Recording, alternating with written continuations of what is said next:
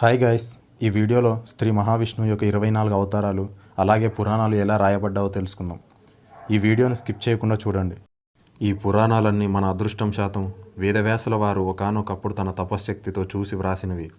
వ్యాసుడంటే సాక్షాత్తు నారాయణుడు గనుకనే ఇన్ని పురాణాలు వ్రాయగలిగారు. వ్యాసుడు వ్రాసిన పురాణాలు చదవడానికి కానీ అనువాదం చేయడానికి కానీ ఒక వ్యక్తి జీవితకాలం సరిపోదు. ఈ కలియుగంలో ఇన్ని పురాణాలు వినడం, అర్థం చేసుకోవడం కష్టం. కానీ ఆ రోజుల్లో వేదవ్యాస మహర్షి తన తపశ్శక్తితో ఈ పురాణాలు వ్రాసి శిష్యులకు అందించాడు. 4 వేదాలుగా విభజించాడు. పేలుడు అనే ఋషికి ఋగ్వేదం ఇచ్చాడు, జమినికి సామవేదం ఇచ్చాడు, వైశంపనునికి యజుర్వేదం ఇచ్చాడు, సామంతునికి అథర్వణ వేదం ఇచ్చాడు.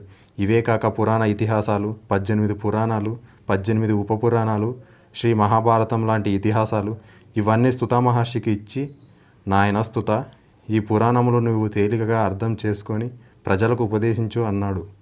సుతుడు ఇవన్నీ కంఠస్థం చేసుకొని ఎటువంటి పుస్తకాలు చూడకుండా కేవలం తన మనసును మైండును ఉపయోగించి శానాకాదులకు చెప్పాడు.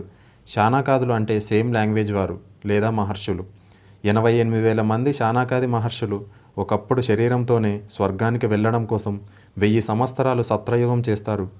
యాగములు పరిపూర్ణం అవ్వాలంటే యాగములు జరుగుతున్నప్పుడు ఏదో ఒక పురాణం చెప్పాలి లేదా వినాలి. అది ఆనాటి నియమం. ఈ కాలంలో కూడా ఆ నియమాన్ని పాటిస్తున్నారు. శానాకాదులు యజ్ఞం చేస్తూ ఉండగా ఒకరోజు స్తుతుడు అక్కడికి వచ్చాడు. శానాకాదులు స్తుతా మహర్షికి భక్తితో నమస్కరించారు.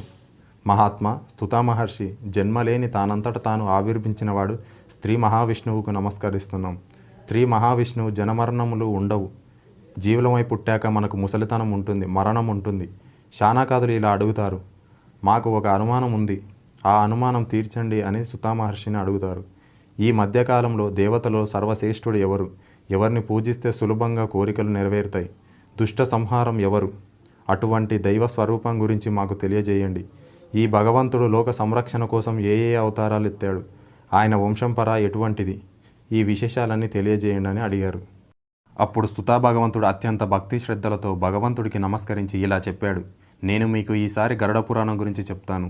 పురాణములు కొన్ని శివుని గురించి చెప్తాయి, అవి శివపురాణములు అని పిలువబడతాయి. కొన్ని పురాణములు విష్ణు గురించి చెప్పబడతాయి, అవి విష్ణు పురాణములు అని పిలువబడతాయి. కొన్ని అమ్మవారి గురించి తెలియజేస్తాయి, అవి శక్తి పురాణములు అని పిలువబడతాయి. ఈసారి మీకు విష్ణువుకి సంబంధమైన పురాణమును తెలియజేస్తాను, అదే గరుడ పురాణం అని పిలువబడుతుంది. ఈ పురాణమునకు ఆ పేరు ఎందుకు వచ్చిందంటే ఒకప్పుడు గురుత్వంతుడు కశ్యపుడు అనే ఒక మహర్షికి ఈ పురాణగాథ వినిపించాడు. గురుద్వంతుని ద్వారా కశ్యప మహర్షికి చెప్పటం ద్వారా దీనికి గరుడ పురాణం అనే పేరు వచ్చింది. మరి గురుద్వంతుడు ఎవరి ద్వారా ఈ పురాణం తెలుసుకున్నాడంటే సాక్షాత్తు భగవంతుడైన శ్రీ మహావిష్ణువు ద్వారా తెలుసుకున్నాడు. విష్ణు భగవానునకు గురుద్వంతుడు వాహనం గనుక భగవంతుణ్ణి ప్రశ్నించి అనేక విషయాలు తెలుసుకున్నాడు. అదే గరుడ పురాణం. అంటే భగవంతుని ద్వారా గరుడికి ద్వారా కశ్యపుడు, చాలామంది ఒకరి ద్వారా ఒకరు తెలుసుకున్నాడు. స్తుతుడు వ్యాసుని ద్వారా విన్నాడు. స్తుతుడు ఋషుల్లారా సకల దేవతలలో నారాయణ భగవంతుడు శ్రేష్ఠుడు. శ్రీ మహావిష్ణువు లీలలు, ఆయన అందించిన ఆచార్య వ్యవహారాలు, పురాణ విశేషాలు, ధర్మ విశేషాలు ఇవన్నీ కలిపితేనే గరుడ పురాణం. భగవంతుడు చాలా అవతారాలు ఎత్తాడు. ఆయన అవతారాలు ఇన్ని అని చెప్పలేము, కానీ వాటిలో కొన్ని ముఖ్యమైన అవతారాలు చెప్తాను. కుమారునిగా అవతరించాడు. ఇది శ్రీ మహావిష్ణువు యొక్క మొదటి అవతారం. వరహస్వామిగా అవతరించాడు. ఈ అవతారంలో ఒకప్పుడు హిరణ్యాక్షుడు అనే ఒక దుర్మార్గుడు ఈ భూమిని నాశనం చేయడానికి ప్రయత్నిస్తుంటే, రసతలంలో ఉన్న భూమి కుమిలిపోతూ ఉంటే శ్రీ మహావిష్ణువు వరహస్వామి రూపాన్ని ధరించి హిరణ్యాక్షుడిని వధించి భూమి జలం యొక్క ఉపరితలంపై సముద్ర మధ్యంలో నిలబడేటట్టు చేశాడు. దీని ద్వారా జీవకోటి ప్రాణములు నిలబడేటట్టు చేశాడు. ఇది 2వ అవతారం. బ్రహ్మర్షి నారదుని అవతారం. ఈ 3వ అవతారంలో బ్రహ్మర్షి నారద అవతారం. ఈ అవతారంలో అనేక పురాణాలు, ఇతిహాసాలు లోకానికి అందించాడు. భక్తి సూత్రాలు అందించాడు. నరనారాయణుగా అవతరించారు. ఈ అవతారంలో నరుడు నారాయణుడిగా అవతరించాడు. భగవంతుడు ఒక్కడే, కానీ కొంత శరీరం నరుడిగా, కొంత శరీరం నారాయణుడిగా మార్చుకొని నరనారాయణులు అనేటువంటి ఋషులుగా, మిత్రులుగా అవతరించారు. బద్రీ క్షేత్రంలోని హిమాలయ పర్వతాల్లో కఠోర తపస్సు చేసినటువంటి ఈ నారాయణ అవతారం చాలా గొప్పది. ధర్మం కోసం తపస్సు చేసినటువంటి అవతారం. ఈ నరనారాయణులు అనేక లోకాలలో అవతరిస్తారు. అందులో ముఖ్యంగా భూలోకంలో అవతరిస్తారు. వీరే ద్వాపర యుగంలో నరుడు, నారాయణుడిగా ఇద్దరూ కలిసి అవతరించారు. ఆ నరుడే అర్జునుడిగా, నారాయణుడే శ్రీకృష్ణునిగా, ఇలా ఎప్పటికప్పుడు అవతారాలు ధరిస్తూ ధర్మ సంస్థాపన చేస్తూ ఉంటారు. కపిలునిగా అవతరించారు. ఈ అవతారంలో కపిలుడు అనే పేరుతో ఒక మహర్షి ఆవిర్భవించారు. కపిల సంఖ్య అనే ఒక యోగ శాస్త్రాన్ని కూడా లోకానికి అందించాడు. దత్తాత్రేయునిగా అవతరించారు. ఇది 6వ అవతారం. అన్వేక్షకి అంటే బ్రహ్మ విద్య అని అర్థం. బ్రహ్మ విద్య అన్వేక్షకి అనే పేరుతో ఈ దత్తాత్రేయ మహర్షి శిష్యుల ద్వారా లోకానికి అందించాడు. యజ్ఞదేవునిగా అవతరించాడు. ఇది శ్రీ మహావిష్ణువు యొక్క 7వ అవతారం. ఈ అవతారంలో యజ్ఞముల యొక్క ప్రాముఖ్యత, అనేక ధర్మాలను లోకానికి అందించాడు. వృషభదేవునిగా అవతరించాడు. ఇది 8వ అవతారం. ఈ అవతారంలో స్త్రీలకు గృహస్థాశ్రమం అనే ప్రాముఖ్యతను బోధించాడు. ఆశ్రమంలో గృహస్థాశ్రమం చాలా గొప్పదని, గృహస్థాశ్రమంలో దంపతులు ఎప్పుడూ ఆనందంతో ఐక్యంతో జీవించాలని, సంతాన ఉత్పత్తి చేయాలని, సంతానాన్ని పొందని వారు ఉత్తమగతులు ఉండవని చెప్పారు. దంపతులు ఎప్పుడు విడిపోకుండా కలిసి ఉండాలని చెప్పాడు. పృథ్వ చక్రవర్తిగా అవతరించాడు. ఈ శ్రీ మహావిష్ణువు యొక్క 9వ అవతారం. ఋషులు ప్రార్థించగా 9వసారి పృథ్వ చక్రవర్తి అనే పేరుతో అవతరించాడు. ఆ కాలంలో భూదేవి ప్రజలపై అలిగింది. నాస్తికులు పెరిగినప్పుడు భూదేవికి ఆగ్రహం కలుగుతుంది. పరమ దుర్మార్గుడైన వేణుడనే రాజు భూమిని సర్వనాశనం చేశాడు. ఈ భూలోకంలో వేణుడనే ఒక రాజు ఉండేవాడు. వేణుడి యజ్ఞములు వద్దు, దానములు వద్దు, ధర్మములు వద్దు అంటూ ఎవరికి వారే దేవుళ్ళనే నాస్తికవాదాన్ని వ్యాప్తి చేశాడు. ఎక్కడ నా రాజ్యంలో యజ్ఞములు జరగకూడదు, యజ్ఞాల్లో పొరపాటున కూడా ద్రవ్యం, నెయ్యి వెదలైన వేయకూడదు, ఎవరికి ఎవరు దానం చేయకూడదు అంటూ బ్రాహ్మణ దోషంతో నోటికొచ్చినట్టు మాట్లాడాడు. అప్పుడు ఋషులందరూ వచ్చి విష్ణువునకు యజ్ఞములు అంటే ఇష్టం, యజ్ఞములు చేయకపోతే ప్రమాదమని, లోకం నశిస్తుందని, వర్షాలు కురవని అంటే వేణుడిలా అన్నాడు, నేనే విష్ణువును, ప్రత్యక్షంగా కనిపిస్తున్నాను, నాకే పూజ చేయండి, ఆ యజ్ఞాల్లో వేసే ద్రవ్యం నాకే ఇవ్వండి, ఆ విష్ణువుకు పూజ చేసే ద్రవ్యాలు నాకే ఇవ్వండి, నేను రక్షిస్తాను అన్నాడు. ఋషులు చెప్పి చూశారు. ఎంత చెప్పినా వినిపించుకోలేదు. దానితో ఆగ్రహం చెందిన ఋషులు మంత్రోచ్చరణం చేసి నువ్వు చావు అని దర్భాలతో కొట్టగానే ఆ రాజు చనిపోయాడు. ఈ విధంగా ఋషుల శాపానికి గురై వేణుడు చావగానే దొంగలు పెరిగిపోయారు. వేణుడిని చూసి దొంగలు భయపడేవారు. కానీ ఇప్పుడు ఈ పాపాత్ముడు పరిపాలన లేదు. లోకానికి ఒక నాయకుడు లేకపోయేసరికి దొంగలు పెరిగిపోయారు. దానితో ఇంద్రుడు వర్షాలు కురిపించడం ఆపివేశాడు. యజ్ఞములు జరగకపోయినా, పాపాత్ములు భూమిని పాలించినా, లేక ఆ కాలంలో చేయకూడని పనులు చేసినా భూదేవి ఆగ్రహం కలుగుతుంది. అప్పుడు భూదేవి వర్షాలు లేకుండా చేస్తుంది, పంటలు పండకుండా చేస్తుంది. మళ్ళీ భూదేవి ప్రసన్నం చేసుకోవడానికి ధర్మకార్యాలు చేయాలి.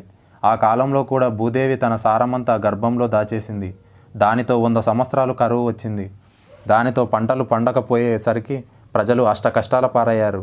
లక్షలాది ప్రజలు కుప్పకూలి చనిపోయారు. అప్పుడు ఋషులందరూ వచ్చి ఈ చచ్చిపోయిన వేణుడి శరీరాన్ని మదించారు. వాడి శరీరాన్ని కుళ్ళిపోకుండా దాచి తమ మహిమలతో, రసాయనాలతో ఆ శరీరాన్ని భద్రపరిచారు. ఆ శరీరాన్ని మదిస్తే ఒక్కొక్క చోటు నుండి ఒక్కొక్కరు పుట్టారు. చిట్ట చివరిగా విష్ణువును ప్రార్థించి వేణుని కుడి చేతిని మదించారు. మదించడం అంటే చిన్న సూది లాంటి దాన్ని తీసుకొని ఆ శరీరంలో గుచ్చి గిర్రె గిర్రు అని తిప్పినట్లు తిప్పడం. అలా తిప్పగానే కుడి చేతి నుండి విష్ణుమూర్తి పృథ్వీ చక్రవర్తి అనే పేరుతో పుట్టాడు. ఇది 9వ అవతారం. అప్పుడు జగన్నాథ ఆదిలక్ష్మీదేవి భార్యగా వచ్చింది. లక్ష్మీ పృథ్వులు ఇద్దరూ కలిసి భూమిని పరిపాలించడం మొదలుపెట్టారు. పృథ్వీ చక్రవర్తి భూమిని పరిపాలించేటప్పటికి భూమిపై ఎక్కడ పంటలు లేవు, విత్తనాలు లేవు, చెట్లు లేవు. భూమి అంతా ఎడారిగా ఉంది. భూమిపై ఉన్న ప్రజలు చిత్ర విచిత్రమైన రోగాలతో మరణించారు. అప్పుడు ఆయన భూదేవి, ప్రజలు మరణిస్తున్నారు, వారిని రక్షించడానికి నువ్వు పంటలు ఇవ్వాలి అంటే ఇవ్వకుండా ఆమె గోరూపాన్ని ధరించి పారిపోవడం మొదలుపెట్టింది. గోరూపంలో పారిపోతున్న భూదేవిని జాగ్రత్తగా ఆగు అంటూ ఆయన ధనస్సును ఎక్కిపెట్టి దాని వెంట పడ్డాడు. అప్పుడు ఆమె భయపడి శరణు కోరింది. ఆయన, నువ్వు భూదేవివి, ఈ పాపాత్మ మానవులు ఎన్ని తప్పులు చేసినా వారిని రక్షించే బాధ్యత మనది, కాబట్టి వాళ్ళని రక్షించడానికి కావలసిన ఆహార పదార్థాలు ఇవ్వు అనగా, అప్పుడు ఆ స్వయంభువ మానవుణ్ణి దూడగా చేసి నా పాలను పితుకు, ఆ పాలల నుంచి ఎవరికి ఏ పదార్థాలు కావాల్సి వస్తే అవి ఇస్తాను అంది. అప్పుడు ఆయన స్వయంభువ మానవుణ్ణి దూడగా చేసి భూదేవిని ఆవుగా చేశాడు. ఈ దూడ వెళ్ళి 2 పాల చుక్కలలా తాగగానే ఇక పాల పొదుగులో నుంచి రావడం మొదలుపెట్టాయి. అప్పుడు అందులో నుంచి ఎవరికి ఏమి కావాల్సి వస్తే అవి శ్రీ మహావిష్ణువు వాటిని వస్తు రూపంలో మార్చి పృథ్వీ రూపంలో అందించాడు. రైతులకు విత్తనాలు ఇప్పించాడు, దేవతలకు ఆహారం ఇప్పించాడు. ఇలా ఎవరికి ఏమి కావాలంటే అవి అన్నీ వస్తువులోపం మార్చాడు. విత్తనాలు, ఔషధాలు ఇవన్నీ పితికి ప్రాణాలు రక్షించాడు పృథ్వీ చక్రవర్తి. ఇది 9వ అవతారం.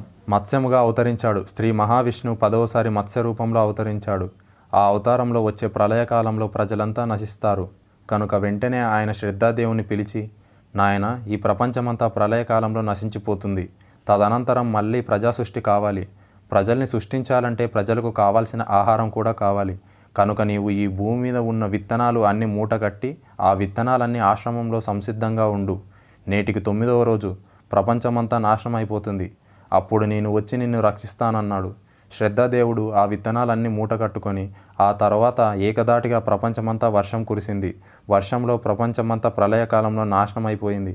ఆ సమయంలో పెద్ద ఓడ ఒకటి కొట్టుకొని వచ్చింది. ఆ ఓడలో 7 ఋషులు, కొంతమంది మహానుభావులు, కారణజన్ములు ఉన్నారు. వాళ్ళందరినీ శ్రీ మహావిష్ణువు ఎప్పుడు రక్షిస్తాడు. మళ్ళీ రాబోయే కాలంలో వాళ్ళు మనందరికీ మార్గదర్శకులు అవుతారు. అప్పుడు శ్రద్ధాదేవుడు ఈ విత్తనాల మూటలతో అందులోకి ఎక్కాడు. అప్పుడు విష్ణుమూర్తి పెద్ద మత్స్యరూపంను ధరించి పెద్ద అలలతో ఉన్న సముద్రంలో ఈదుకుంటూ వచ్చాడు. విత్తనాలు, కొంతమంది ప్రజాపతులను ఓడలో పెట్టి మత్స్యరూపంలో రక్షించాడు. ఆ తర్వాత సమకాస్త్రుడు అనేటువంటి వాడిని వధించి వేదములు బ్రహ్మదేవునికి తిరిగి ఇచ్చిన దివ్య అవతారం మత్స్యావతారం. ధన్వంతరేయునిగా అవతరించారు. ధన్వంతరి అనే పేరుతో సముద్రం నుండి అవతరించాడు. అమృత కాలుష్యాన్ని, వేద శాస్త్రాన్ని లోకానికి అందించాడు. మోహినిగా అవతరించారు. స్త్రీ మహావిష్ణువు అందగత్తైన మోహినిగా మారి అమృతం కోసం కలహిస్తున్న దేవదాన్యుల మధ్య చేరి తన అందచందాలతో మోహింపజేసి అమృతాన్ని తిరిగి దేవతలకు అందించాడు. నరసింహునిగా అవతరించారు. నరసింహస్వామిగా అవతరించి పరమ పరాక్రమవంతుడైన హిరణ్యాకశపుడిని తుంగగడ్డి చీల్చినట్టుగా తీవ్రమైన పదునైన గోళ్లతో చీల్చిపడేశాడు. ఇది పరమ పవిత్రమైన నరసింహస్వామి అవతారం. పరశురామునిగా అవతరించుట. విష్ణువు ఈ అవతారంలో పరశురామునిగా అవతరించారు. నాస్తికులై రెచ్చిపోతున్న పరమ పాపాత్ములైన రాజులను గండ్రగొడ్రెలతో నరికేశాడు. తర్వాత ధర్మ సంస్థాపన చేశాడు. ఆ తర్వాత ఈ భూమి అంతటిని కశ్యప ప్రజాపతికి దానం చేశాడు. కశ్యపుడికి ఈ భూమి చేరింది కనుక భూమిని కశ్యపి అని పిలిచారు.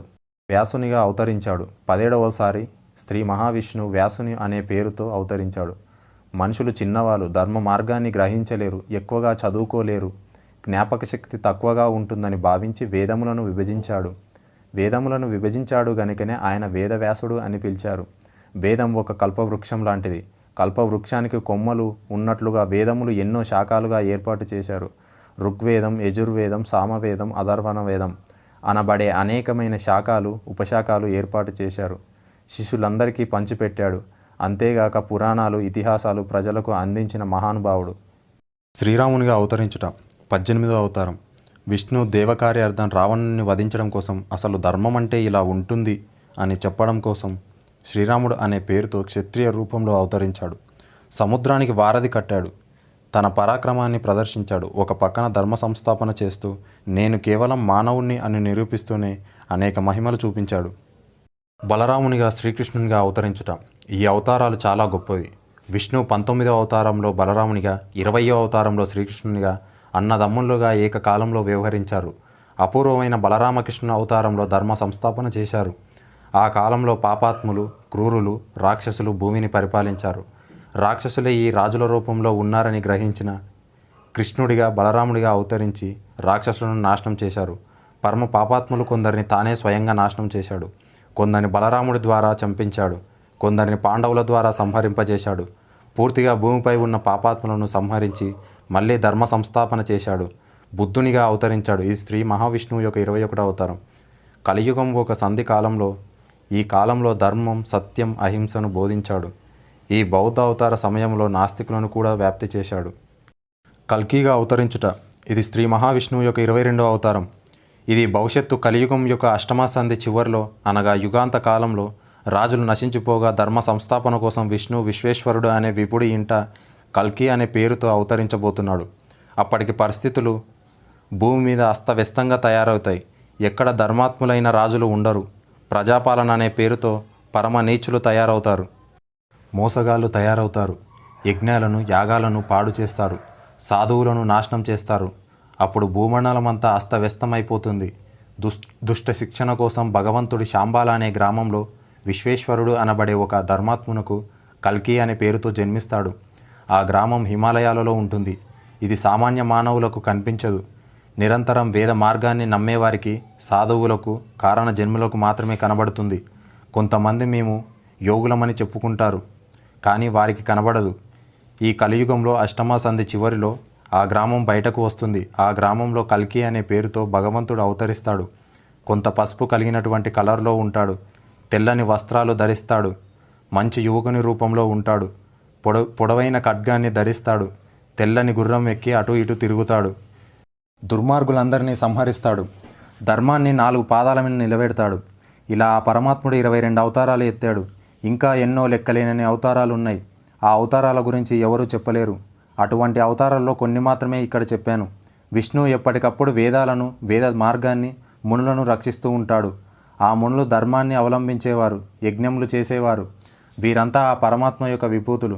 సత్యం పలికేవాడు, ధర్మ మార్గంలో నిలబడేవాడు, క్రమశిక్షణతో తన కార్యములు చేసేవాడు, వేదవ్యాసుడు రచించిన పురాణాలు భక్తి శ్రద్ధలతో నమ్మేవారు. వీరందరూ విష్ణు స్వరూపులే. అటువంటి విష్ణువు ఈ లోకాన్ని రక్షించడానికి, ఈ లోకంలో ధర్మం నిలబెట్టడానికి గరుడ పురాణం అనే ఒక గొప్ప పురాణాన్ని లోకానికి అందించాడు. ఆ పురాణం మా గురువు వేదవ్యాసుల వారు రచించి నాకు అందించారు అని ఈ పరమ పవిత్రమైన విశేషాలు సుతా మహర్షి శానాకాదులకు అందించాడు. ఫ్రెండ్స్, ఈ వీడియో మీకు నచ్చినట్టయితే లైక్ చేసి షేర్ చేయండి.